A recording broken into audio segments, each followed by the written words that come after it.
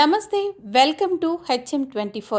ఎల్గోయి గ్రామ కాంగ్రెస్ అభ్యర్థి దాండిగే లక్ష్మీబాయి మరియు మాజీ ఎంపీటీసీ, మాజీ కమిటీ చైర్మన్ మాట్లాడుతూ, గ్రామ ప్రజలు మీ అమూల్యమైన ఓటు వేసి మీ యొక్క ఆశీస్సులతో గ్రామాభివృద్ధి చేస్తానన్నారు.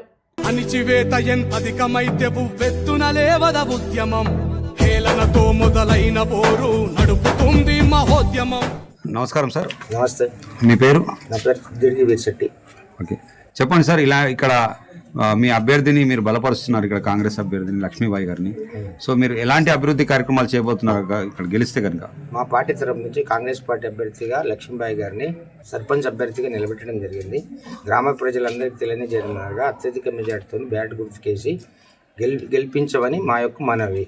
మా పార్టీ తరఫు నుంచి ఏ అభివృద్ధి అయినా కూడా మేము చేయగలుగుతాము. ఎందుకంటే ఇప్పటి వరకు కాంగ్రెస్ పార్టీ ఎన్ని హౌసింగ్ స్కీమ్స్ కానీ, తర్వాత డాక్రా గ్రూప్ కానీ, అన్ని విధాలుగా మహిళా శక్తి కానీ, మళ్ళీ తర్వాత అన్ని సబ్సిడీలు ఇవ్వడం, రుణమాఫీ చేయడం, మహిళలకి బస్సు ఫ్రీ మా పార్టీ తరఫు నుంచి చేయడం జరిగింది. కాబట్టి అన్ని సబ్సిడీలు కూడా ఇస్తున్నాం. కాబట్టి గ్రామ అభివృద్ధికి కూడా మేము ఎంతో తోడ్పాటు చేసి గ్రామ అభివృద్ధికి 100% సహకరిస్తాం. మా పార్టీ తరఫు నుంచి నిధులను తీసుకొచ్చి, ఎందుకంటే మాది గవర్నమెంట్ రూలింగ్ ఉంది కాబట్టి మా కాంగ్రెస్ అభ్యర్థి గెలిపించినట్లయితే మేము ఇంకా అభివృద్ధి, గ్రామానికి అన్ని విధాలు అభివృద్ధి చేయాలనేటువంటి గ్రామ ప్రజలకు కోరుతున్నాం. చెప్పండి సార్, మీరు కాంగ్రెస్ పార్టీ నుంచి లక్ష్మీబాయి గారిని అభ్యర్థిగా బరిలో నిలిపించారు కాబట్టి మీరు ఎలాంటి అభివృద్ధి కార్యక్రమాలతో ముందుకెళ్ళాలనుకుంటున్నారు? సార్, మేము మాజీ ఎంపీటీసీ సంగీత గుండప్ప. మరి మా కాంగ్రెస్ పార్టీ నుంచి మా దాండిగే లక్ష్మీబాయి మేడంకు డిసైడ్ చేసినాము. కాబట్టి అత్యధిక మెజార్టీతో మా ఊరి ప్రజలందరికీ మరి హృదయపూర్వక ధన్యవాదాలు. మంచి మెజార్టీతో గెలిపించాలని కోరుచున్నాము.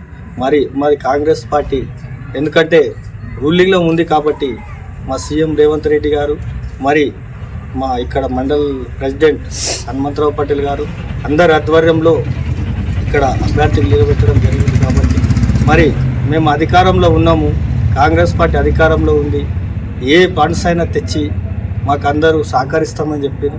అన్ని ఊరికి ఇంకా మంచిగా చేయాలని కోరుకుంటున్నాం సార్.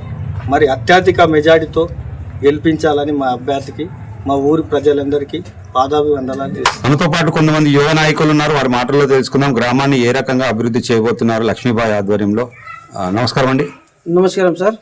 జనరేషన్ ఇప్పుడు ఏదైతే ఇంతట్లో ఉండే జనరేషన్ కాకుండా ఇప్పుడు ఈ జనరేషన్కు ఏ విధంగా డెవలప్మెంట్ కావాలి, ఏ విధంగా విద్య కావాలి, అదే కాకుండా ఇప్పుడు ఇలాంటి జాబ్ గురించి డిగ్రీ అయినా, ఎంఎస్ అయినా, ఏదైనా చేసి ఇప్పుడు ఇంటర్మీడియట్ అయినా ఇంత చదివిన తర్వాత MBA చేసుకున్న వాళ్ళు ఎవరైనా ఉండని, ఇప్పట్లో మన యూత్ అనేది ఏంటంటే మనకు జాబ్ లేక ఇలా చూస్తున్నాము. ఈ గవర్నమెంట్ వచ్చిన తర్వాత కొన్ని సాల్వ్ చేసుకుంటూ వస్తుంది. గత 2 సంవత్సరాల నుంచి, అంతకుముందు 10 సంవత్సరాలు BRS పార్టీ చేసిన ఇవన్నీ అబద్ధాలు చెప్పి ఈరోజు మేము ఏదో చేస్తామని వాళ్ళ వాగ్వాదం అన్నీ ఏదో చేద్దామని చేసుకున్నారు.